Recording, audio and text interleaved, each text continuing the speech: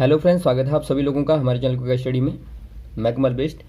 इस वीडियो के माध्यम से दोस्तों आपके यहाँ पर कराऊंगा केमिस्ट्री के महत्वपूर्ण क्वेश्चनों को जो बार बार पूछे गए हैं। तो आराम से आप सारे क्वेश्चनों को देखें और जो भी क्वेश्चन यहाँ पर मिलते हैं दोस्तों, आप सारे क्वेश्चनों को लगातार नोट करेंगे।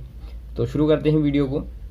पहला क्वेश्चन आपको यहाँ पर दिखाई देता है, सर्वाधिक उपयोग किया जाने वाला व्यंजक है, यानी आपसे पूछा गया है the most commonly used bleaching agent is. दोस्तों यहाँ पे देखिए, जो ब्लीचिंग एजेंट होता है,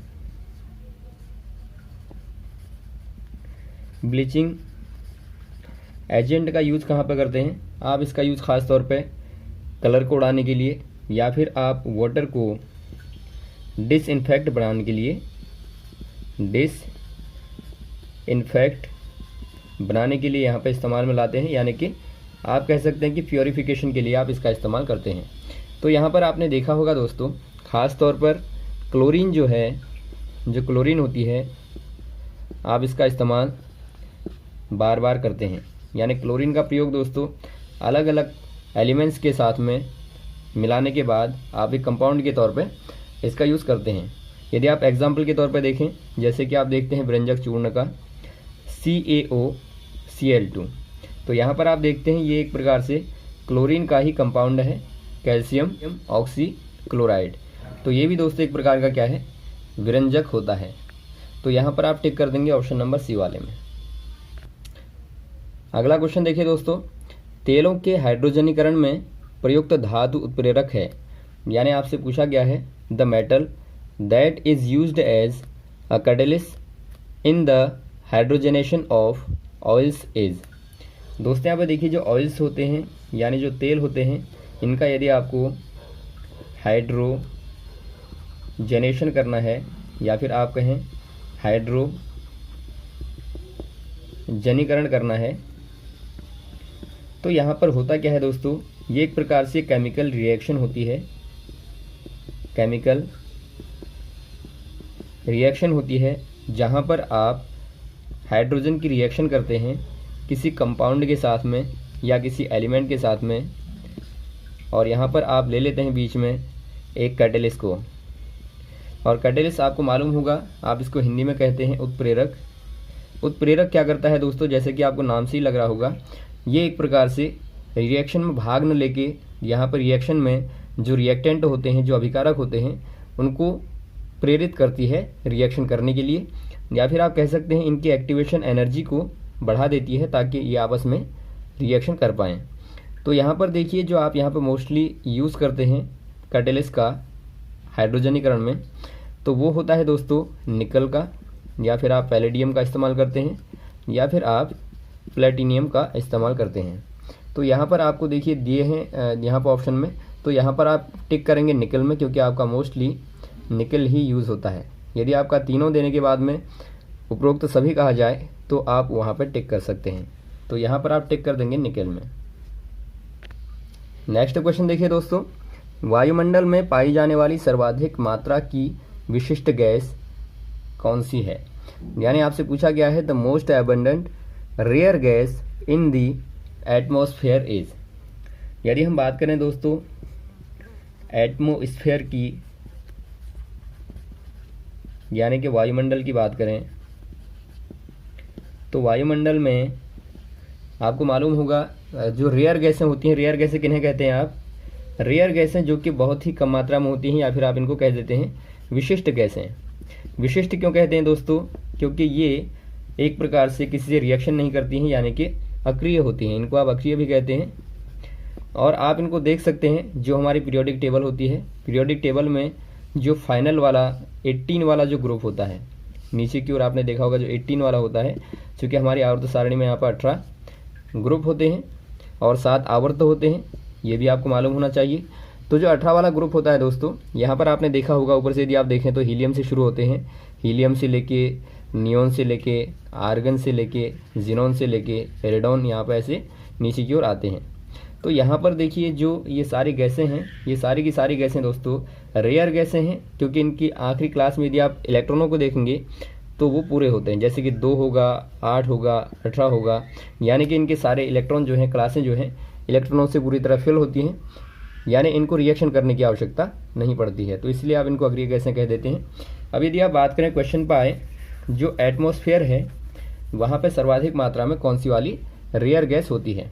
तो इनमें देखिए दोस्तों, मोस्टली आपका जो आता है या तो आपकी सर्वाधिक पूछी जाएगी या फिर आपसे दूसरे स्थान में कौन सी है पूछी जाती है। तो यहाँ पर आप ध्यान देंगे, जो आर्गन होती है, आर्गन की मात्रा होती है दोस्तों 0.94%। उसके बाद नंबर आता है नियोन का, नियोन की मात्रा होती है 0.0018 के अप्रॉक्स परसेंटेज में।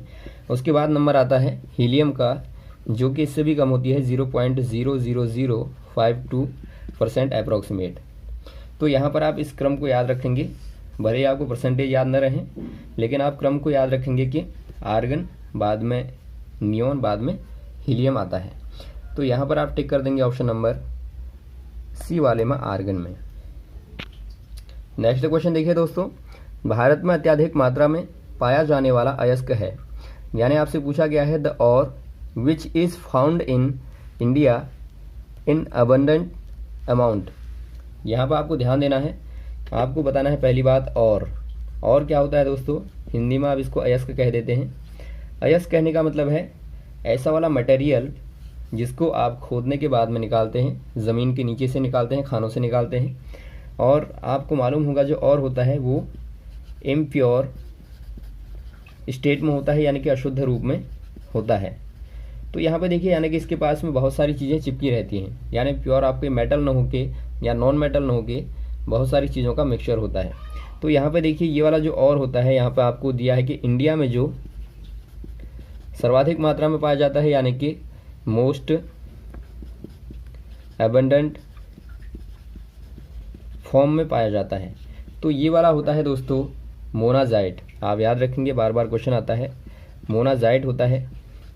मोनाजाइट में देखिए क्या क्या चीज़ें होती हैं, इसमें मुख्यतया जो पाया जाता है मोनाजाइट में, यह आपका जैसे कि आपका सीरियम होता है, और यहाँ पे लैंथेनियम होता है, और यहाँ पे थोरियम भी दोस्तों होता है। यहाँ पर आप ध्यान देंगे, बार बार एक क्वेश्चन आता है कि थोरियम के आधार पर इसको बार बार पूछा जाता है। थोरियम एक प्रकार से रेडियो एक्टिव सबस्टेंस है, रेडियो एक्टिव दोस्तों पदार्थ है, आपको मालूम होगा, यानी कि ये एक प्रकार से न्यूक्लियर एनर्जी का पोटेंशियल सोर्स होता है, यानी जो न्यूक्लियर एनर्जी होती है, नाभिकीय ऊर्जा होती है, इसका पोटेंशियल सोर्स होता है, जो कि रेडियो एक्टिव एलिमेंट होते हैं, जैसे कि आप देखते हैं यूरेनियम है या फिर थोरियम है। तो ये दोस्तों रेडियो एक्टिव होते हैं, यानी कि लगातार इनका डीके होता रहता है, क्षय होता रहता है। तो यहाँ पर आपने देखा जो मोनाजाइट होता है, मोनाजाइट होता है एक प्रकार से फॉस्फेट ऑफ मेटल्स। फॉस्फेट क्या है,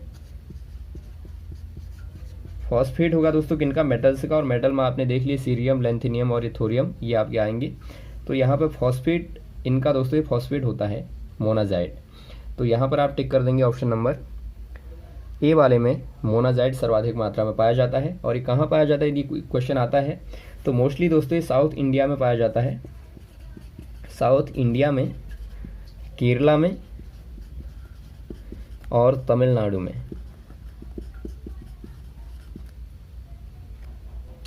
अगला क्वेश्चन देखिए दोस्तों, मानव शरीर द्वारा 1 ग्राम वसा लेने पर उत्पन्न ऊष्मीय ऊर्जा क्या होगी। यानी आपसे पूछा गया है the heat energy produced when the human body metabolise 1 gram of fat. यहाँ पर आप ध्यान देंगे, 1 ग्राम फैट लेने पे, यानी वसा लेने पे, मानवीय शरीर यानी कि ह्यूमन बॉडी को कितनी एनर्जी मिलेगी, जो कि आपको किलो जूल में बतानी है। यानी आप कह सकते हैं दोस्तों, यहाँ पे हीट एनर्जी बतानी है आपको किलो जूल में, जो कि इतने 1 ग्राम वसा के मेटाबोलाइज के बाद मिलेगी, मेटाबॉलिज्म के बाद आपको मिलेगी, वो ऊर्जा क्या होगी। यहाँ पर आप ध्यान देंगे दोस्तों, यहाँ पर आपको 1 ग्राम फैट दी है, 1 ग्राम फैट से आपको जो ऊर्जा मिलती है ये आपकी होती है 9.3 किलो कैलोरी। आप ध्यान देंगे, यहाँ पर आपको आंसर किलो जूल में दिया है, तो किलो कैलोरी को आपको किलो जूल में कन्वर्ट करना है। 1 किलो कैलोरी बराबर होता है दोस्तों 4.2 किलो जूल। यानी यहाँ से यदि आप निकालते हैं तो 1 ग्राम बराबर हो जाएगा 9.3 किलो कैलोरी, बराबर हो जाएगा 9.3 इंटू 4.2 किलो जूल। तो कन्वर्जन करना है आपको बेसिकली, तो इनको आप गुणा करेंगे तो आपको मिलेगा 39.05 के अप्रॉक्स मिलेगा, समथिंग मिलेगा किलो जूल में। और यहाँ पर आप देखते हैं दोस्तों, आपको इसके अप्रॉक्स में दिया है 39 किलो जूल, तो ऑप्शन नंबर सी वाला राइट हो जाएगा। और आप इसको नोट कर लेंगे, बार बार आपके काम आएगा। अगला क्वेश्चन देखिए दोस्तों, 16 ग्राम ऑक्सीजन ग्रहण करने वाले CO2 यानी कार्बन डाइऑक्साइड के मोलों की संख्या क्या होगी। यानी आपसे पूछा गया है what are the number of moles of CO2 which contain 16 gram of oxygen. यहाँ पर आपको ध्यान देना है, आपको बताना है 16 ग्राम जो O2 है यानी ऑक्सीजन है, वो कितने CO2 के मोलों को कंटेन करेगी,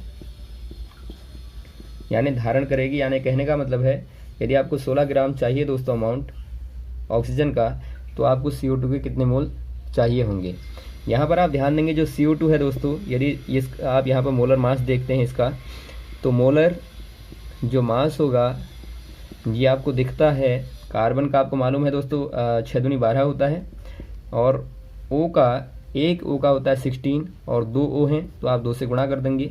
तो यहाँ पर 12 धन 32 बराबर 44 यानी 44 आपको मिलता है। तो यहाँ पर 44 आपको मिलता है लगभग इतना ग्राम।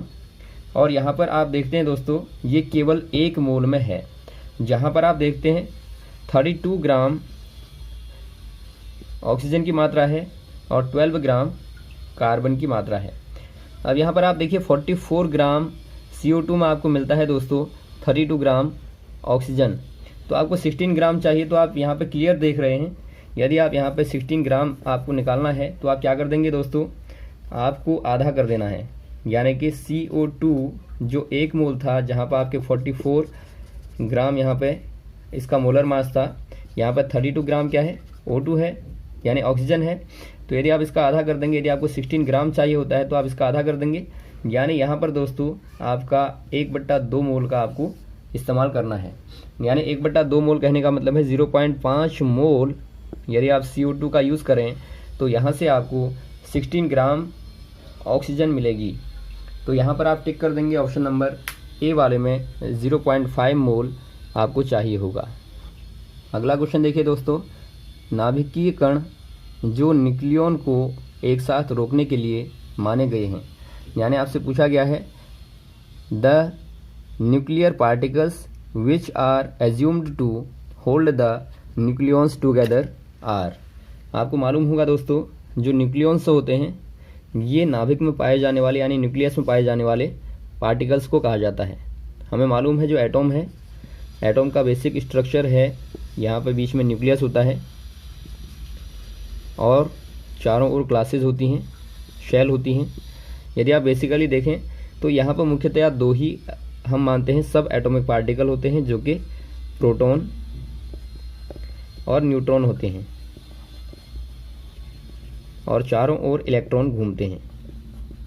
तो बेसिकली जो हमारे एटॉम होते हैं, एलिमेंट होते हैं, यही होते हैं। अब यहाँ पे देखिए दोस्तों, इनमें से जो इलेक्ट्रॉन होता है बहुत छोटा होता है, यानी ये लगभग आपका एक प्रोटॉन का या न्यूट्रॉन का 1/2000 वहाँ भाग होता है, यानी इतना छोटा होता है इनके तुलना में। तो इसको तो आप यहाँ पे छोटा नहीं कर सकते, यानी एक प्रकार से ये क्या है, ये एक प्रकार से आपका फंडामेंटल पार्टिकल कह सकते हैं। लेकिन यदि आप इनकी बात करें दोस्तों, इनको आप यहाँ पे जो मॉडर्न थ्योरी है, मॉडर्न थ्योरी जो एटॉम की यहाँ पे आई है, मॉडर्न थ्योरी क्या कहती है, मॉडर्न थ्योरी दोस्तों क्वार्क थ्योरी के रूप में यहाँ पे है, क्वार्क थ्योरी के रूप में। यहाँ पर क्वार्क थ्योरी क्या कहती है दोस्तों, क्वार्क कहने का मतलब एक प्रकार से एक स्ट्रिंग, यानी स्ट्रिंग कहने का मतलब एक तरंग या वेव कह सकते हैं आप। यानी ये मानती है कि जो एटॉम है एक प्रकार से वेव से बना हुआ है, जहाँ पे क्वार्कों के पेयर से प्रोटॉन न्यूट्रॉन बनते हैं। यानी यदि आप यहाँ पे देखें तो यहाँ पे ये माना गया है जो क्वार्क की पेयरिंग है दोस्तों, क्वार्क क्वार्क एंटी क्वार्क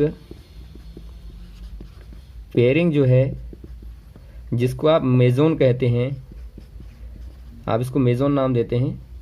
तो मेजोन जो है दोस्तों, इनके मिलने से ही, बनने से ही यहाँ पे बनते हैं हेड्रॉन्स। अब यहाँ हेड्रॉन क्या होते हैं? हेड्रॉन यहाँ पे होते हैं जो क्वार्क हैं, क्वार्क की पेयरिंग, यानी जो क्वार्क हैं उनकी दोस्ती यदि आप पेयरिंग कर दें, उनको आपस में मिलाएं तो इनके मिलने से हेड्रॉन बनते हैं। हेड्रॉनों का ही एक रूप होता है प्रोटॉन और न्यूट्रॉन। यानी कहने का मतलब है यहाँ पे क्वार्क जो हैं इनसे ही मिल करके इनका कंपोजिट फॉर्म ही एक प्रकार से क्या है? प्रोटॉन न्यूट्रॉन है। और जिसको आप किससे जुड़ा हुआ मानते हैं? इनको दोस्तों आप मेजोन के रूप में मानते हैं, यानी कि मेजोन के रूप में आपने इनको नॉमिनेट किया है, नाम दिया है।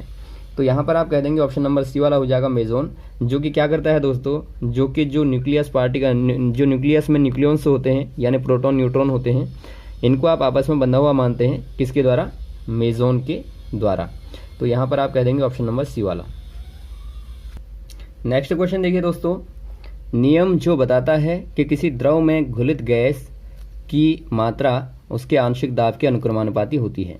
यानी आपसे पूछा गया है the law which states that the amount of gas dissolved in a liquid is proportional to its partial pressure is. यहाँ पर आप ध्यान देंगे, ये दोस्तों एक नियम है जो कि बताता है सोल्युबिलिटी के बारे में गैसों की।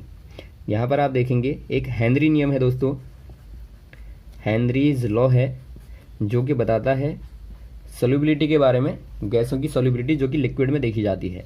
इसको आप समझने के लिए सिंपल क्या करेंगे, दो वेसल लेंगे दोस्तों, इन पे आप बराबर अमाउंट में लिक्विड ले लेंगे। दोनों बराबर ही बर्तन हैं, सेम ही हैं, और इनमें बराबर मात्रा में आपने लिक्विड यहाँ पे ले लिया है। अब यहाँ पे देखिए ये लिक्विड है, यहाँ पे दोस्तों आप कोई गैस को मिला दें और ऊपर से इसको पिस्टन से बंद कर दें। आपने यहाँ पिस्टन लगा दी, या फिर आप कुछ भी कह सकते हैं, यहाँ पे कोई प्रेशर, आपने कोई ढक्कन लगा दिया, तो यहाँ पर आपने गैस दी और गैस यहाँ पे कुछ कुछ यहाँ पे लिक्विड के साथ घुल जाती है। अब यहाँ क्या करते हैं आप, सेकंड वाली स्टेट में यहाँ पे प्रेशर को आप बढ़ा देते हैं, यानी आपने पिस्टन को नीचे की ओर फोर्स कर दिया। तो यहाँ पर आप देखेंगे जो गैस की मात्रा है, डिज़ोल्व गैस की मात्रा है, ये दोस्तों बढ़ जाएगी। यानी कि यहाँ पर आप देखेंगे जो मात्रा यहाँ पर घुलने वाली थी गैसों की, जो